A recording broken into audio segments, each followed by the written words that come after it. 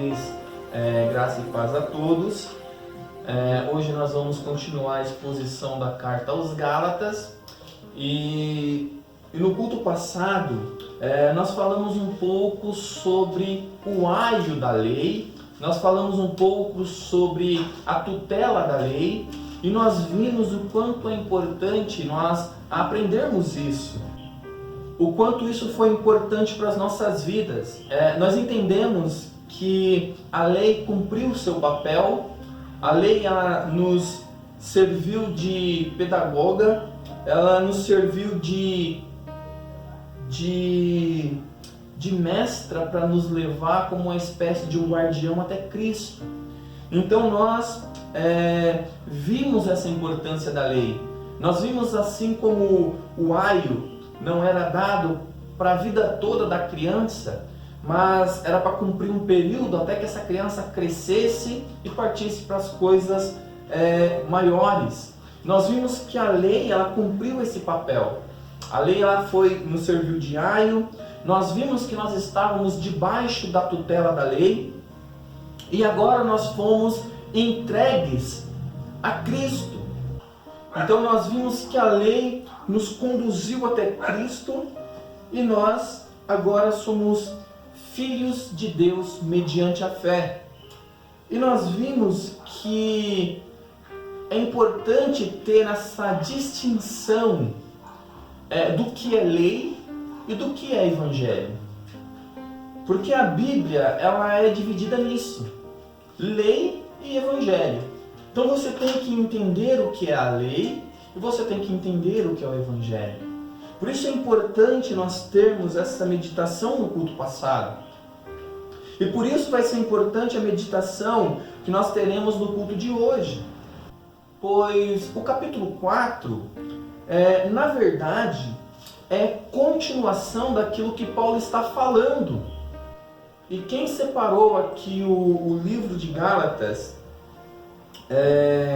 em capítulos, acabou separando inadequadamente esse versículo. Assim como em outras partes da Bíblia, é claro que os capítulos nos ajudam, que os versículos nos ajudam, mas às vezes acaba dividindo textos que não eram para ser divididos. Então aqui o apóstolo Paulo, no capítulo 4, na verdade ele está continuando a sua conclusão. Então aqui ele continua nos dando o exemplo do povo de Deus como sendo uma criança. Então nós vamos ver aqui hoje do versículo 1 até o versículo 7, mas quando na verdade é uma continuação, não havia essa necessidade de se dividir aqui. Então nós vamos continuar para essa terceira comparação que o apóstolo Paulo está fazendo, né? Que é extraída então de um menor para com o seu tutor. Então nós vimos os exemplos anteriores, Paulo tratando o povo de Deus como uma criança, que está debaixo de um tutor, que é a lei. Então o povo de Deus é comparado a essa criança. E aqui no capítulo 4, ele vai continuar como se fosse uma terceira comparação. Então não era para ser dividido esse texto, mas eu gostaria de ler e assim nós vir extraindo do texto toda a doutrina possível para nós nessa noite. Amém? Então abra sua Bíblia em Gálatas capítulo 4, do versículo 1 ao versículo 7. Olha o que diz o texto.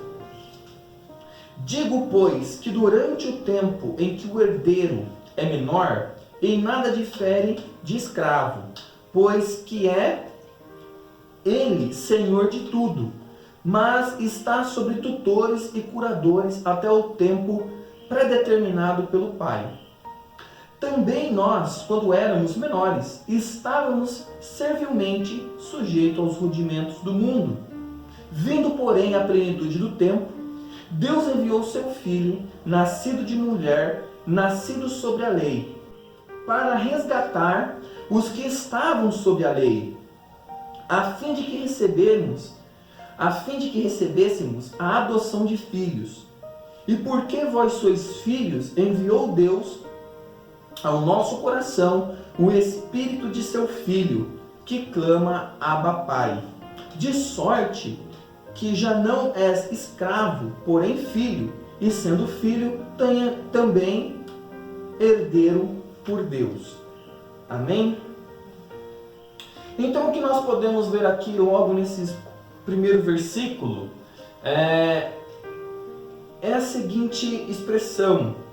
Ele vai dizer: digo, porém, que diante do tempo que o herdeiro é menor, em nada difere de escravo, pois ele está posto que é senhor de tudo.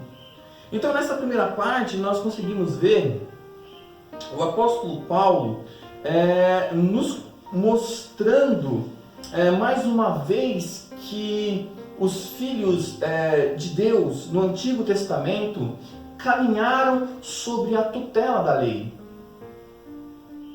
E nós vemos mais uma vez então que a lei para nós, ela nos serve de aio. Como nós explicamos, o aio era como um professor, era um escravo responsável pela educação de uma criança. Então essa era a visão que Paulo tinha. E aqui o apóstolo Paulo, então, ele está dizendo a mesma coisa.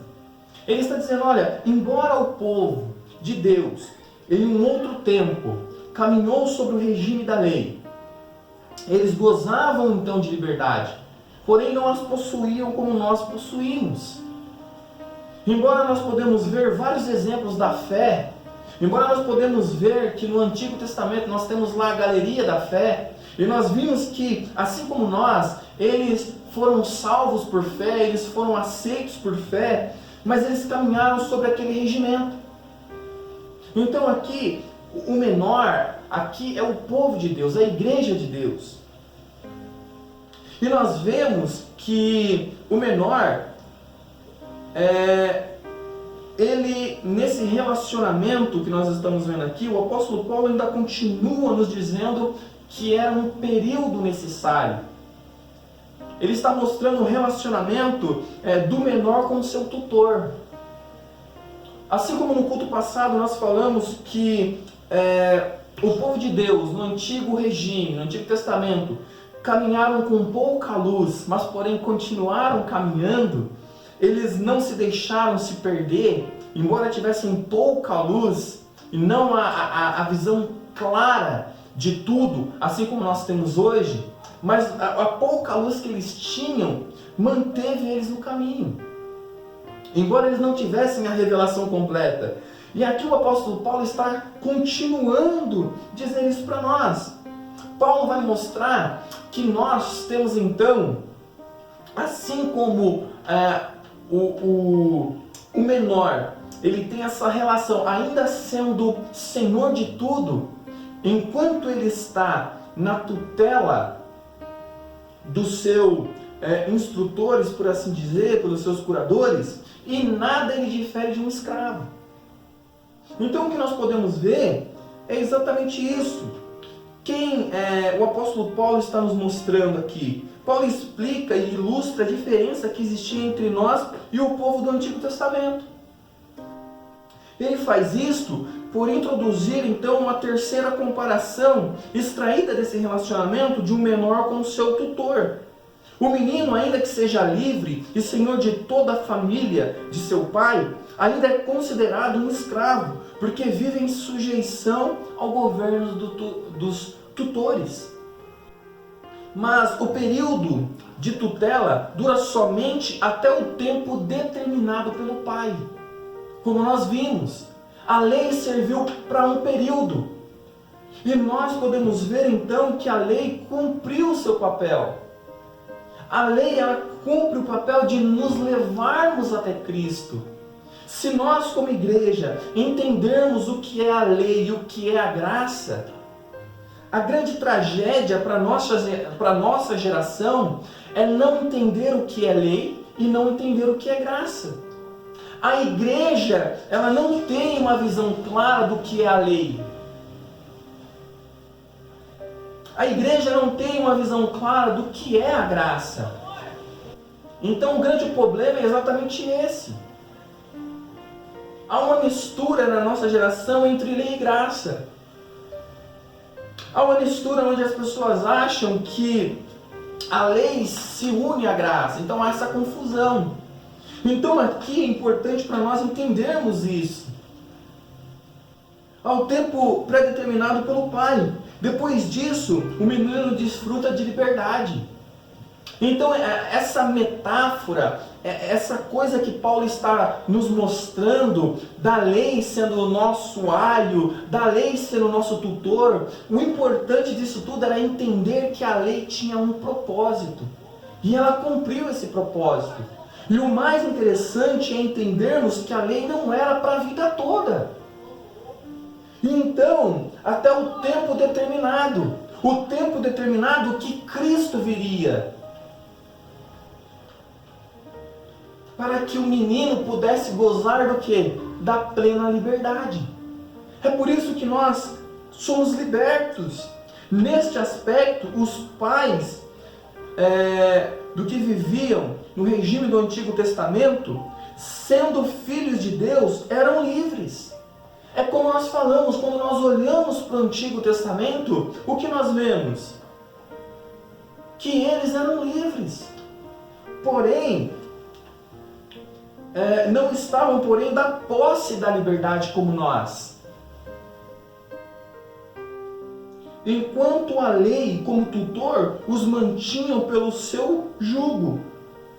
Essa escravidão da lei durou o quanto agradou a Deus, que encerrou com a vinda de Cristo.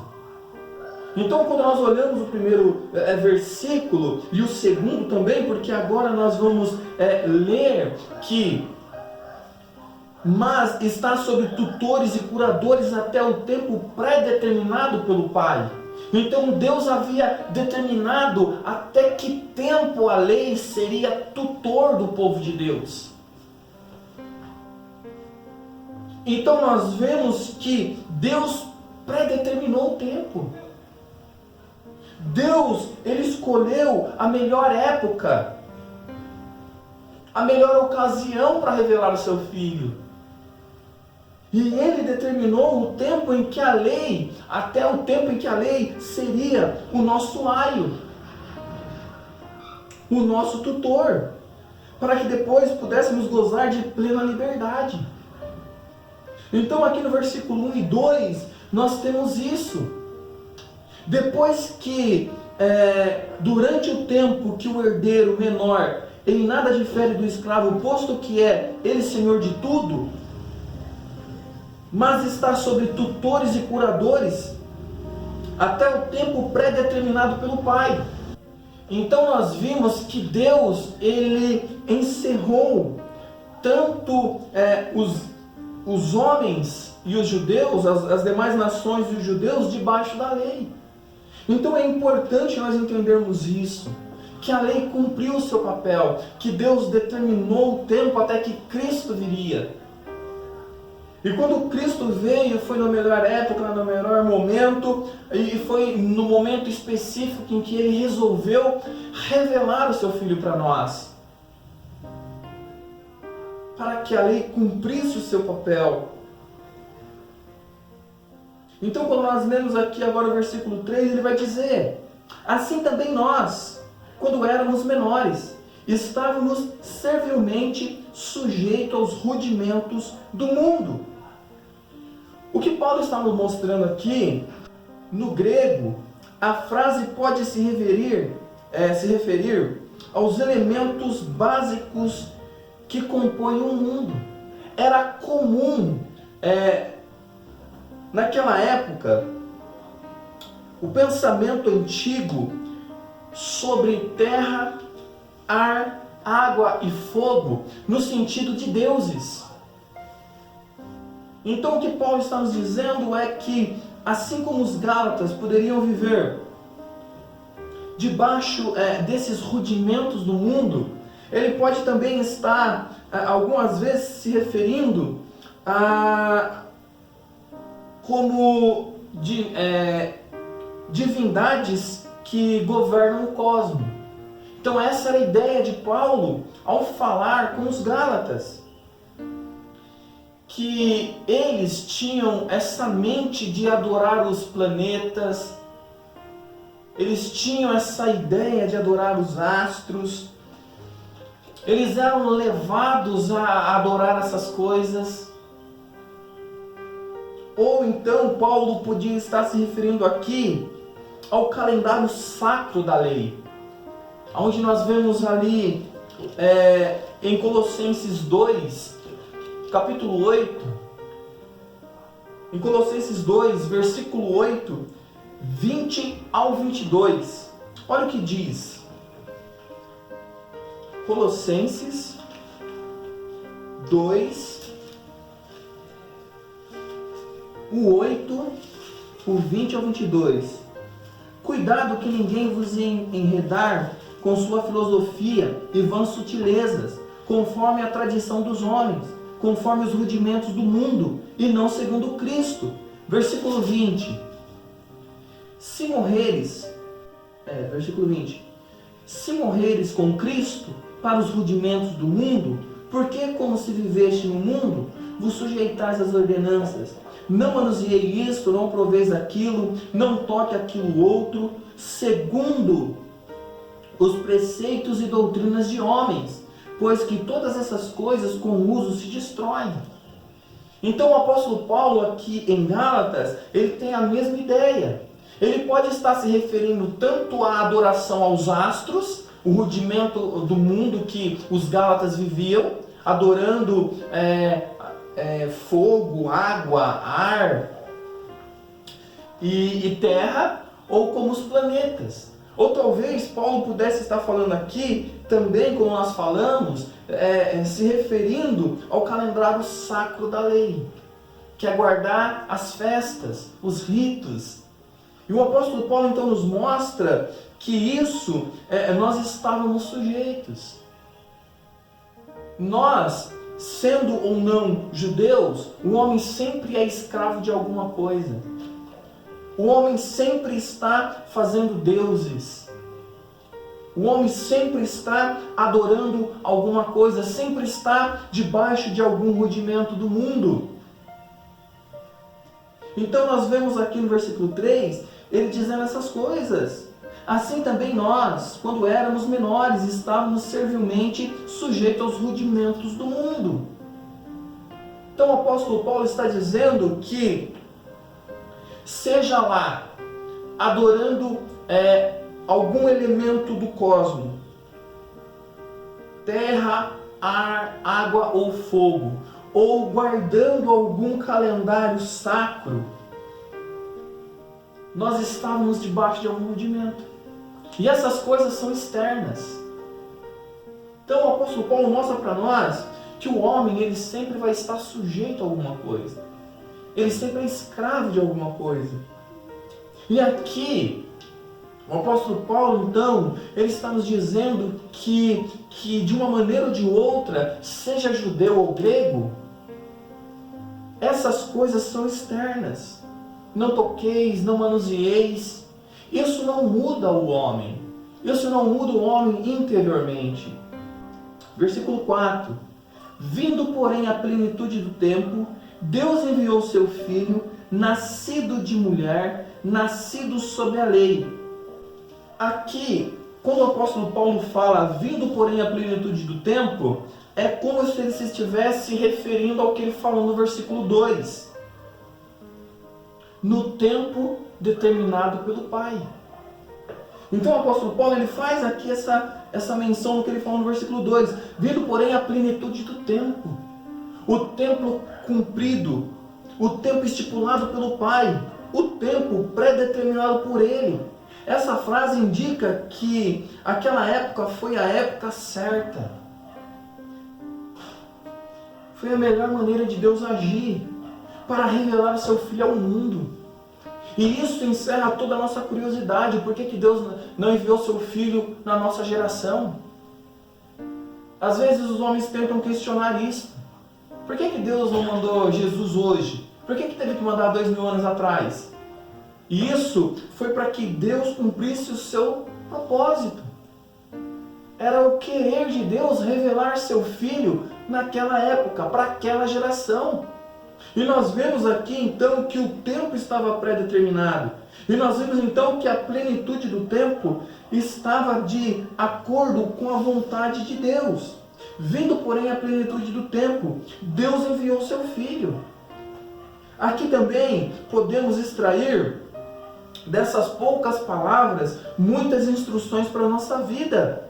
Porque aqui no versículo 4 contém informações importantíssimas para a nossa vida cristã. O apóstolo Paulo vai dizer, o Filho que foi enviado.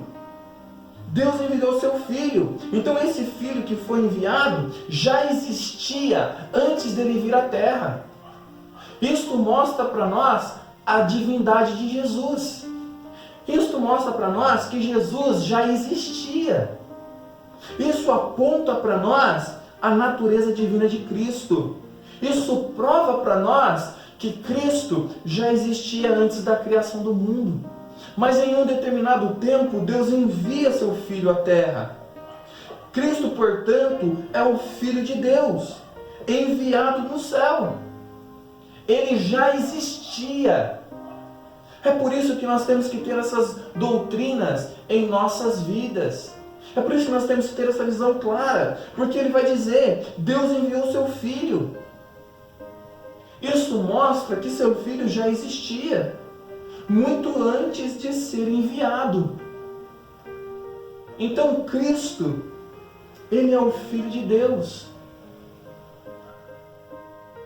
E aí ele prossegue dizendo, nascido de mulher. O que nós podemos extrair dessa outra frase? No entanto, esta mesma pessoa que existia antes, que é Cristo, foi nascido de mulher. Então o que podemos ver é que Cristo, mesmo existindo antes, ele foi enviado para nascer de uma mulher, tomando assim a nossa natureza. E aqui não podemos cometer o erro que alguns já cometeram na história. Achar que Jesus era 50% humano e 50% divino. Nós já falamos sobre isso em uma outra ocasião. Nós já entendemos que Cristo ele era 100% divino e 100% humano. As duas naturezas de Cristo habitando o mesmo corpo. Ele era 100% Deus e 100% homem. Não é 50% divino e 50% humano. Então aqui nesses versículos, olha as doutrinas que estamos extraindo. Estamos vendo que Cristo já existia antes. E Deus enviou esse Filho, porém ele já existia. Mas então, ele é nascido de mulher, assumindo assim a nossa natureza. Sendo assim, então, ele tem as duas naturezas no seu corpo. Assim é quando nós olhamos para a Trindade. Nós vemos um único Deus, porém, três pessoas. Então nós, quando olhamos para Deus, entendemos que é um único Deus, porém em três pessoas. Então quando olhamos para Cristo, a sua união hipostática, é isso, são as duas naturezas coabitando no mesmo corpo. Então, nascido de mulher, ele toma a nossa natureza, ele nasce com a natureza humana. E agora ele vai falar uma outra coisa, que temos que extrair também. Aqui no versículo 4 ele diz, vindo porém a plenitude do tempo, Deus enviou seu Filho, nascido de mulher, nascido sob a lei. Cristo, o Filho de Deus, que por direito era isento de toda a lei, isento da submissão, da sujeição à lei. Porém, o que acontece? Ele se fez humano, justamente para isso, para em nosso lugar, a fim de obter a liberdade da lei para nós. Cristo, ao nascer com a natureza humana, então ele se submeteu ao jugo da lei. Por isso que Cristo, ao nascer, ele cumpre a lei em nosso lugar. Cristo, ele toma a nossa natureza para ser experimentado como nós. Ele toma a nossa natureza para se compadecer de nós. Ele toma a nossa natureza para estar sujeito à lei. Mesmo ele não precisando estar sujeito à lei, sendo filho de Deus, por direito. Mas ele abre mão do seu direito. Ele toma a nossa natureza. Ele se sujeita à lei. Assim como um homem livre, ao constituir-se fiador, redime o escravo e por em si mesmo, e por em si mesmo as algemas, ele as tira do outro. Assim foi Cristo, ao assumir a natureza humana, ao conquistar para nós a nossa liberdade. De modo semelhante, Cristo decidiu tornar-se obrigado a cumprir a lei. Então Cristo, ele mesmo se submeteu à lei. Ele cumpriu a lei na sua perfeição. Por isso que ele é justo e justificador. Porque ele cumpre toda a exigência da lei. Ele agrada Deus em tudo. Do contrário, ele teria se submetido, ele se submeteu à lei por nós, para nos libertar. Então, assim como um homem que se constitui fiador, redime o escravo, colocando em si mesmo as algemas, Cristo fez a mesma coisa com nós. Embora ele não precisando, ele se submeteu à lei, cumpriu as exigências da lei, nos libertou. Cristo, ele não obedeceu à lei, o jugo da lei, inutilmente, ou para ele próprio. Não, pois foi em fim de benefício nosso que ele se submeteu à lei. Sendo assim, ele pode atribuir a nós a sua justiça. Sendo assim, ele pode imputar em nós agora a sua justiça, a qual ele conseguiu mediante a lei. Ele cumpriu a lei. Cristo, então, é o nosso justificador. Ele nos justifica. E é interessante aqui, quando nós vimos que ele nasceu sobre a lei, ele viveu uma vida inteira por nós. Então aqui no versículo 4 temos isso. Vindo porém a plenitude do tempo, Deus enviou seu Filho, nascido de mulher, nascido sobre a lei. Versículo 5 vai dizer, para resgatar o que estavam sobre a lei, a fim de que recebêssemos a adoção por filhos, para que nós pudéssemos ter direito de filho. Paulo vinha falando do povo de Deus como crianças, como nós vimos lá no começo, nos outros exemplos. Porém, agora nós temos então esse direito adquirido para nós. Cristo, ao se submeter à lei, Cristo, ao cumprir as exigências da lei, Cristo se fazendo justiça por nós, Cristo obedecendo à lei, não para o seu próprio proveito, mas para o proveito nosso, para a nossa liberdade. Mas agora descreve a única maneira na qual esse direito é outorgado. Nós vimos então aqui que a adoção de filhos, o direito nos foi adquirido. Por isso que nós falamos que para se tornar filho de Deus, por isso nós vemos que para se tornar filho de Deus, é preciso que haja um poder, é preciso que um poder nos seja dado. E então nós vemos aqui que essa palavra adoção traz filho em sua raiz. Então, assim por dizer, Deus ele nos cela. Porque no versículo 6 ele vai dizer, o porquê vós sois filhos, enviou Deus ao nosso coração o Espírito do seu Filho. O Espírito Santo agora é nos dado. Esse direito nos foi adquirido. Nós somos agora feitos filhos de Deus. E como nós sabemos que nós somos filhos de Deus? Porque o Espírito Santo habita em nós. O Espírito Santo é o penhor da nossa alma, é o penhor da nossa salvação, é o penhor da nossa esperança. O Espírito Santo agora é nos dado. Em Romanos, capítulo 8, do versículo 9 ao 17, olha o que diz. Romanos 8, do 9 ao 17. Diz as seguintes palavras: vós, porém, não estáis na carne, mas no Espírito, se de fato o Espírito de Deus habita em vós. E se alguém não tem o Espírito de Cristo, este tal não é dele. Se porém Cristo está em vós, o corpo na verdade está morto por causa do pecado, mas o Espírito é vida por causa da justiça. Se habita em vós o Espírito daquele que ressuscitou dentre os mortos, esse mesmo que ressuscitou a Cristo, Jesus dentre os mortos, vivificará também o vosso corpo mortal, por meio do seu Espírito que em vós habita. Assim, pois, irmãos, somos devedores, não à carne, como se constrangidos a viver segundo a carne. Porque se viver segundo a carne, caminhais para a morte. Mas se pelo Espírito mortificai os feitos do corpo, certamente vivereis. Pois todos os que são guiados pelo Espírito são filhos de Deus. Porque não recebeste o espírito da escravidão, para viverdes outra vez atemorizados, mas recebeste o espírito da adoção, baseando-se no qual chamamos Abba Pai. O próprio Espírito testifica com o nosso espírito que somos filhos de Deus. Ora, se somos filhos, somos também herdeiros, herdeiros de Deus e co-herdeiros com Cristo.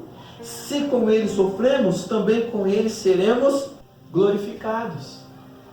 Então qual é a certeza? Como eu sei que eu sou um crente verdadeiro? Tem como saber? Tem. O Espírito Santo testifica ao nosso espírito, a nossa maneira de viver. Nós clamamos Abba Pai. Nós não éramos filhos de Deus, mas hoje ousamos a chamar Deus de Pai. E como fazemos isso? Somente através do Espírito Santo. Assim como o Espírito Santo, assim como Jesus chamava Deus de Pai tão intimamente, nós hoje podemos chamar Deus de Pai através do Espírito Santo. Como ousamos fazer isso? Através do Espírito, através do consentimento do Espírito, do aconselhamento do Espírito, da direção do Espírito. O Espírito nos direciona a chamar Deus de Pai. Então aqui, tanto gregos quanto judeus, quanto os judeus e os gentios, hoje podem chamar Deus de Pai. Não podíamos fazer isso. O interessante é o efeito, porém é o sinal da causa. Ao ousarmos chamar Deus de Pai, você tem o conselho e a orientação dada pelo Espírito Santo. Portanto, é incontestável que vocês são filhos de Deus. Como que nós entendemos isso? Porque o Espírito Santo testifica em nossos corações que agora nós somos filhos, que Cristo nos libertou, que verdadeiramente somos livres, que agora podemos ousar chamar Deus de Pai, que agora podemos olhar para aquele que existe, antes de todas as coisas, se tornou nosso Pai, através da adoção de filhos. O direito de sermos filhos foi adquirido por Cristo. Cristo nos fez filhos de Deus. Em 2 Coríntios 1:22 ele vai dizer que também nos selou e nos deu o penhor do Espírito em nosso coração. Em 2 Coríntios 5:5 ele vai dizer: ora, foi o próprio Deus que nos preparou para isto, outorgando-nos o penhor do Espírito. O Espírito Santo testifica em nós hoje. Nós temos a certeza absoluta. Como eu sei que sou salvo? Como eu sei que sou filho de Deus? Porque agora nós não andamos segundo rudimentos do mundo. Porque agora não estamos mais debaixo da servidão da lei. Porque hoje nós temos o direito adquirido por Cristo em nós. E o Espírito que nos foi dado provém dele. E o Espírito que vem dele para nós testifica em nosso espírito, em nosso coração, em nossa consciência que somos filhos dele. E então podemos dizer: Abba Pai. Nós que outrora não éramos filhos, nós que outrora estávamos desgarrados. Esse termo Abba Pai é um termo aramaico para pai, usado pelo próprio Jesus Cristo. Era natural que Jesus, o Filho de Deus, no sentido exclusivo dele para com o Pai, Era natural que Jesus usasse isso, não nós. Mas ao sermos feitos filhos, mas ao sermos regenerados, mas ao sermos transformados, mas sermos justificados, mas sermos santificados, nos foi dado o direito, segundo Cristo, de sermos filhos de Deus. Agora o Espírito Santo habita em nós. Agora o Espírito Santo coloca em nossos lábios, e no lábios de todos daqueles que têm filiação em Cristo, para com Deus. Agora nós podemos chamá-lo de Pai. Agora nós podemos olhar para Ele, assim como Cristo olhou. Assim como isso era exclusivo entre Cristo e Pai e Deus, agora é exclusividade nossa. Embora nós vemos muitos pecadores chamando Deus de Pai, Ele não os ouve. Embora eles reconheçam Deus como Pai, Deus não reconhece eles como filhos. Mas nós em Cristo somos reconhecidos como filhos. Essas são as bem-aventuranças do Evangelho para a nossa vida. Essas são as bem-aventuranças que Cristo conquistou para nós, por nós. Hoje podemos chamar Deus de Pai. Hoje podemos dizer para Ele que Ele é o nosso Pai. Hoje podemos olhar para Ele e vê-lo como tal. Porque isso foi um benefício de Cristo para nós. Versículo 6. E porque vós sois filhos, enviou Deus ao nosso coração o Espírito do seu Filho, que clama Abba Pai. Versículo 7. De sorte que já não és escravo, porém filho, e sendo filho, também herdeiro. Nós não somos mais escravos. Fomos libertos. O que temos hoje é a certeza da liberdade. Porque se o Filho nos libertou, verdadeiramente somos livres. Onde há o Espírito de Deus, aí há liberdade. Fomos libertos da escravidão do pecado. Fomos libertos da escravidão da lei. Fomos libertos de nós mesmos. Hoje temos Deus como Pai. Somos livres pelo seu Filho. Ele nos libertou. E aqui, para nós encerrarmos, não devemos nos deixar ser levados novamente à escravidão. Os Gálatas não estavam entendendo isso. Os Gálatas estavam querendo se colocar novamente debaixo da escravidão. Veja o que o legalismo faz. Veja o que as meias-verdades fazem. Olha os Gálatas rejeitando tudo isso. Nós não podemos agir como eles. Todo esforço de Paulo era para abrir os olhos dele da legalidade, do legalismo. Paulo estava orientando, exortando, e essa é a doutrina que temos que ter para as nossas vidas hoje. Essa é a doutrina que temos que ter em nossos corações. Somos libertos. Não devemos nos pôr debaixo de jugo novamente. Devemos ter a clareza do que é lei e do que é graça. Nós temos que ter essa visão do que é lei e do que é graça. E entendermos que Cristo nos deu esse direito. Que somos feitos filhos do Deus vivo Todo-Poderoso. E sem merecer fomos feitos filhos dele. Aqui nós acabamos de ler que é necessário o mesmo poder que ressuscitou Cristo para fazer de um pecador filho de Deus. As pessoas não entendem isso. As pessoas acham que os homens podem por si só se achegarem a Deus. As pessoas acham que os homens por si só podem fazer de Deus o seu Pai. Os homens acham que por si mesmos podem se justificar diante de Deus. Mas olha o que nós acabamos de ler. É necessário o mesmo poder que ressuscitou Cristo, agindo em nós, pecadores, para nos tornar filhos de Deus. Por isso que quando nós lemos lá em 1 João, no Evangelho de João, capítulo 1, versículo 12, que nos foi dado um poder de sermos feitos filhos de Deus.